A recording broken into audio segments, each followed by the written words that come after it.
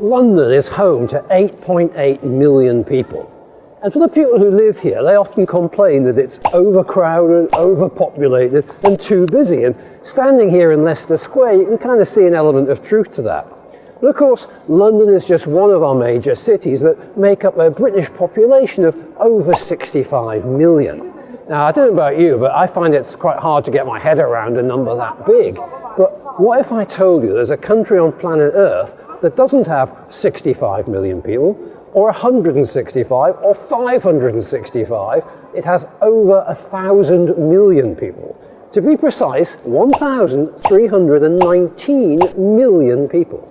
Now, the best way I can think of considering that kind of number is that for every 5 people that you see on planet Earth, 1 of them will be Chinese. It's a truly staggering statistic.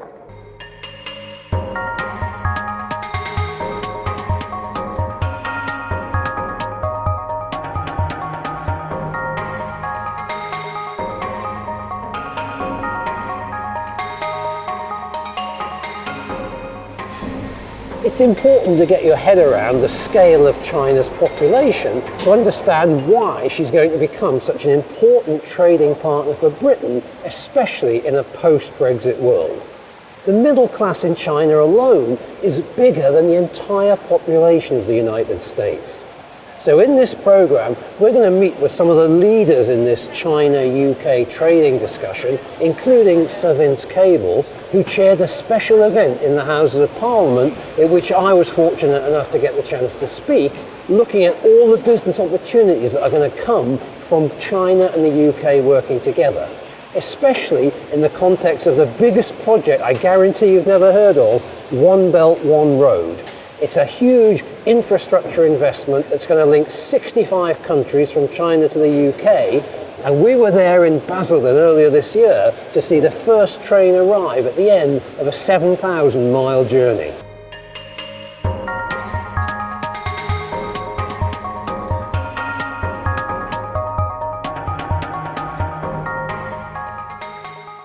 Of course, comparing the economic power of one country to another is quite a challenging thing to do because, for a start, they all use different currencies. So while we've got good old British sterling and America has the mighty greenback dollar, China uses the yuan or the renminbi.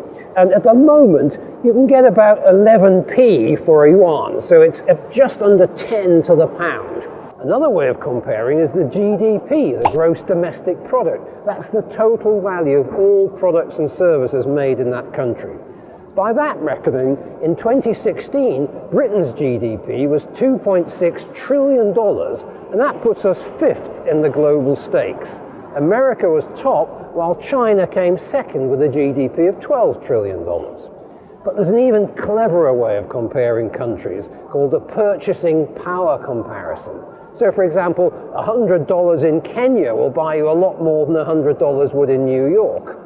When we start looking at this big study that was done of over 200 economies, we find that America actually gets taken over by China in the first position. Britain slips to 9th place, but China has an adjusted GDP of a whopping $20 trillion.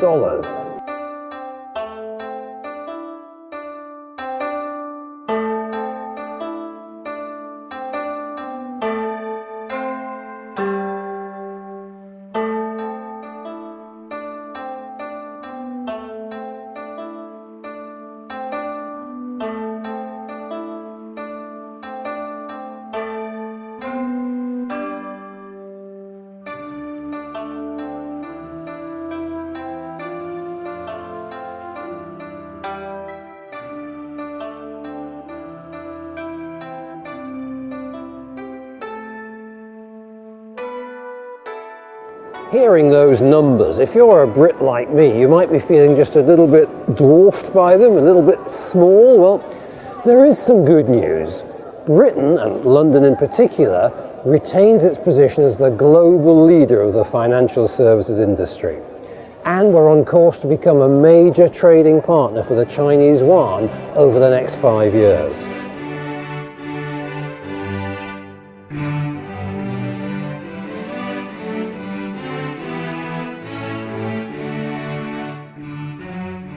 London has not only maintained its position of leadership in the financial services sector, in a recent survey amongst professionals who work in the industry, it's actually extended its lead over other financial centres like Hong Kong and New York. And that may partly explain why we've seen some very big deals from Chinese investors recently, including over £1 billion being paid for the cheese grater building you can see behind me here, and $2.4 billion in cash being paid for a 49% stake in Global Switch, a London-based data centre.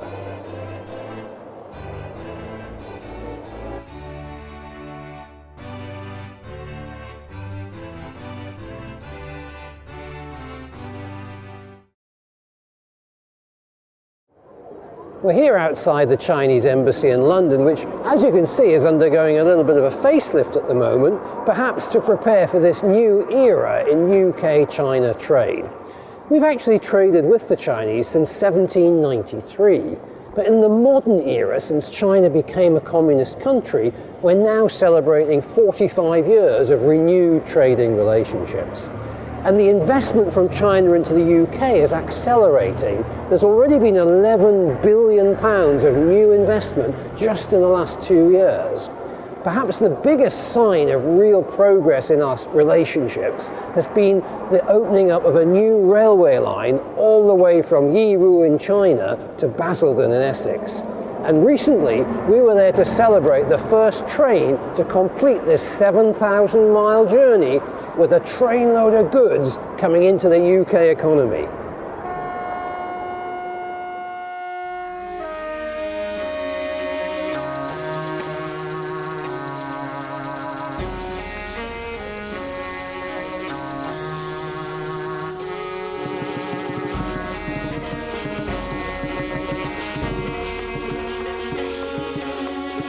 We're more cost efficient and economic, environmentally friendly than air freight, and we are also much faster than ocean freight. In fact, this train here, the specific journey, took half the time it would have taken via ship.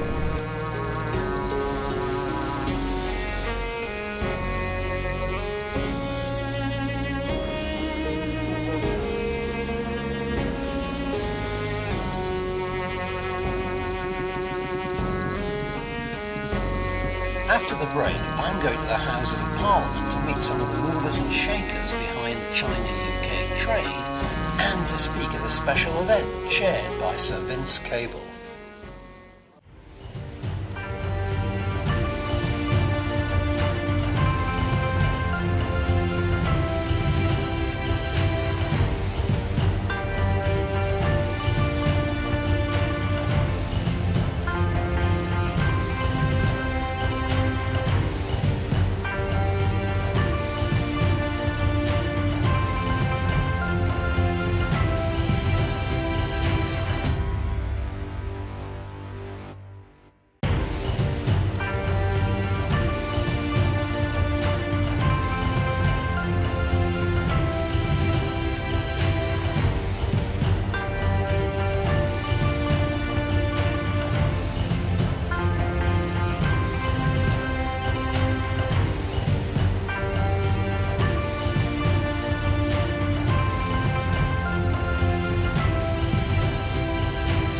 Before the break, we learned some scary statistics about China's population and the scale of her GDP.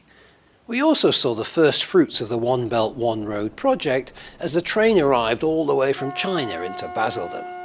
Now I'm going to the Houses of Parliament to meet some of the movers and shakers in China-UK trade and to speak at a special event organised by Sir Vince Cable.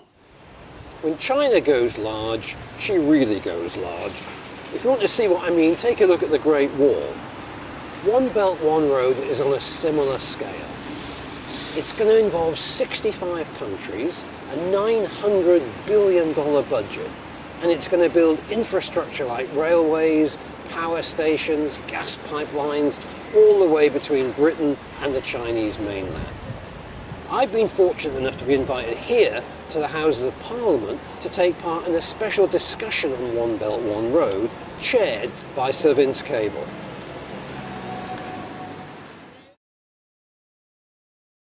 So Vince, you're chairing today's session on One Belt, One Road. What would your message be to British entrepreneurs and business owners in terms of how they can take advantage of this major new initiative? Well, it's start by recognising China is highly dynamic, massively important, arguably the biggest economy in the world. They take a long-term view, they're looking outward, they're not looking inward, they're looking for commercial partners. I know it's sometimes difficult to do business in China, there are issues around intellectual property, it's not straightforward, but it's a very important commitment to make because that is very much where the future lies, whether we're inside or outside the European Union. My impression is so far it's been a bit of a well-kept secret. Have we just not done enough in the media or in the political community to promote it, do you think? Well, certainly I was in the coalition government for 5 years. We gave top priority to building up our links with emerging markets like China and India and Brazil. Yeah. It's hard work and it's slow work because business depends on relationships. It's not just short-term buying and selling. It depends on taking a long-term view, building up infrastructure in the country concerned, marketing networks, building confidence, and sometimes taking a few hits because it's not always straightforward. But as an economist, I'm sure many people would appreciate the importance of this kind of infrastructure investment on long-term economic growth. Yes, the Chinese are taking a century-long view, and they see themselves as being big players in this century, which they will be, massive players. And they need a physical infrastructure for their trade inward and outward, and some of it's maritime and a lot of it's over land. And I think actually it's quite a creative concept, developing efficient rail links between China and Europe. You've been very close to the negotiations, so do you feel this time it's for real, this time it's genuine, and we should really get behind it? We should get behind it. I mean, to be very frank, I think the Brexit process isn't helpful because a lot of Chinese investors came to the UK thinking there was an opening to the European market. That's now been put in doubt, and a lot of British energy is now being sucked into the European Brexit debate rather than focusing on the outside world. But for those who can rise above that, it's clear China's a big player, it's here to stay, get involved, take a long-term view and work with them as partners. Fantastic. Thanks very much for your time, Philip. Thank you. Thank you, Merlane and May Sim, for organising the event today. It's a privilege to get the chance to speak in the Palace of Westminster, in a room named after arguably the greatest British orator of all time. No pressure then, eh? So, I think one of the curses of modern society is short-term thinking. We've got millions of people addicted to their telephones. They've got the attention span of a gnat with ADHD. We've got presidents who only seem to write down their foreign policy on Twitter. And we've got Wall Street that is only interested in the next quarter's results. I mean, what can you build in 12 weeks? A third of a baby? What we need is some long-term thinking. And one of the best examples I've ever seen of long-term thinking happened in 1989 in an interview with the then Chinese leader, Deng Xiaoping. And the interviewer said to him, "What do you think has been the impact of the French Revolution that happened 200 years ago in 1789? And Deng's answer, "It's too early to tell." That's what I call long-term thinking. Now, to give you an impression of the scale of One Belt, One Road, I want to turn this room into the USS Enterprise. I want to teleport us all across to the White House press office, where we've been told there's going to be a big announcement. Suddenly, out of the back room come President Trump and Theresa May walking hand in hand up to the rostrum, and they announce that they're going to build a transatlantic tunnel. It's going to go from Plymouth to Massachusetts. And in honor of the original Pilgrims, it's going to be called the Mayflower Motorway. And down the middle of this motorway, there's going to be a fast lane with gold-plated entrance doors and white-gloved attendants waiting to take your $5,000 toll. That part is going to be called Trump Tunnel. It's going to be a $27 gazillion budget, and it's going to take 35 years to build. And they both give their word that the funds will not be diverted into other more urgent or more vote-winning projects. It's all sounding a bit fanciful? I think so. The idea of President Trump coming up with a 35-month plan, let alone a 35-year one, seems quite fanciful to me. But that's the scale of the Belt and Road project. As you've already heard, it's 65, 69 countries, it's 35 years, I read a $900 billion budget. It is massive in its scale, and it includes everything from gas pipelines in Asia, high-speed trains in Africa, power stations in the Middle East, the trains we've already seen. We were there to film the arrival of that train from China. It's an awesome long-term project, and if you study your history, you'll see that there's a massive link between economic development and infrastructure investment, going all the way back to the canals, the railways, the roads, etc. One of the first people to discover the impact of this on things like property prices, land values, rents, and so on, was a 19th century American economist called Henry George. Now, if Henry was still alive today, I would want to marry him and have his babies, because he came up with a radical idea. He wanted to abolish all tax on individuals and companies because they're the wealth creators. And he wanted to move the burden of tax to the landowners whose land value was enhanced by all the infrastructure investment and wealth creation. And his ideas were hugely popular in the late 19th and early 20th century. So much so that in this very place in 1909, Lloyd George and Winston Churchill proposed a land value tax in that year's budget. Now, asking the land-owning gentry in the House of Lords what they thought about a land value tax is a little bit like asking turkeys what they think about Christmas. Their lordships rejected the bill for the first time in 200 years and created a constitutional crisis in this very place where we're sitting today. The upshot of that was the 1911 Parliament Act, which forever limited the powers of the House of Lords. But it didn't change the economic reality that infrastructure investment drives economic development and business growth. If you look at the history of things like the railways, they were actually funded by private capital. And because the returns initially were not as strong as everyone expected, a lot of investors actually lost their money. But the infrastructure that was created drove economic growth for decades beyond that. Over a century later, we saw exactly the same thing with the internet. Many of you will remember the tech stock boom of the 90s, followed by the bust of the early noughties.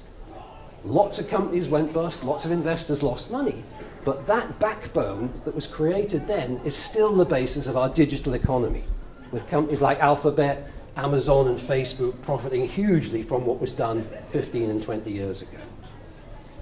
So really, I think for us as business owners and entrepreneurs, the message is to look for the opportunities that arise from infrastructure investing on this scale. Now, I've already seen that Siemens, I think, have won $1 billion contract to build a power station in the Middle East. General Electric, a company that harks back all the way to Thomas Edison, is expecting billions of dollars of revenue from this initiative. But it's not just the big boys. I have a member of my own elite investor club who emailed to apologize that he couldn't join us today because he's at a trade fair in Guangzhou where he's buying hundreds of thousands of pounds worth of kitchen equipment, which he's going to export to America and then sell on a home shopping channel in the States. So he's out there doing it and making it happen whilst we're sitting here talking about it. And the point is the opportunities are out there. But for some reason, it seems to be a well-kept secret in this country. I was just talking to Sir Vince about why that would be. And the reality is we've got to do an awful lot more to raise the profile of this so that small, medium, and large enterprises can get involved in the opportunity. Now, I couldn't stand in this place without mentioning the B word. Just over a year ago, as Merlin mentioned, we were here talking about the shock result of the referendum. Now, we do appear to be stuck in the slow lane. I don't know how Teresa's getting on over there at the moment. Let's hope something's going to come out of it. But one way or another, we are heading for British independence. And for those of us in the business world, that is both exciting and disconcerting in equal measure. Because if you're making long-term investment decisions, what you don't want is lots of uncertainty. And I think one of the reasons why One Belt, One Road has not got the profile it should have is that everyone's focusing on Brexit at the moment. But we need to break through that because, if I can paraphrase our Foreign Secretary, I think this is an opportunity for us to have our cake and eat it. Because here we have the chance to benefit from all this infrastructure spend without having to fund it all. And that's different to what's gone on before. So in closing, my message to British business is very similar to Sir Vincent's. You know, get out there and look for the opportunities. Don't wait for political leadership on this, because it ain't going to happen. Don't wait to be handed a permission slip to go out and do something. Just make your own inquiries, your own research, get out there, find the partnerships, the joint ventures, the property development opportunities. There are countless opportunities out there these next 3 decades. See what you can do to take advantage of the biggest infrastructure investment the world has ever seen. Thanks for listening. Thank you. I think my advice for the British business is to seize the opportunity and try to make headway and achieve more by working with the Chinese government, Chinese business. First of all, of course, they have to study the initiative to find out more about the initiative, because understanding is the basis. In this respect, the China-Britain Business Council, CBBC, has published 3 reports on how to do business with China under the Belt and Road Initiative. And also the fact that in the UK, there are so many seminars. The purpose is to acquire more knowledge, so that to promote cooperation. We know that both the government and the business community are all pay a lot of attention to this project. Like the China-Pakistan Economic Corridor, your Department of International Trade actually held a seminar discussing the possibility of UK, for instance, involvement. Why not? China is open to all suggestions. So here we are in the Houses of Parliament, where we've learned about the incredible opportunity of the One Belt, One Road project. A $900 billion infrastructure spend over the next 35 years, covering 65 countries from Britain to China, multiple routes by land and sea, energy, power stations, everything. So the question for you, if you're a British business owner or entrepreneur, is how are you going to take advantage of this? You've got to look for the partnerships, the joint ventures, the property development deals that you can piggyback on in the biggest infrastructure investment the world has ever seen.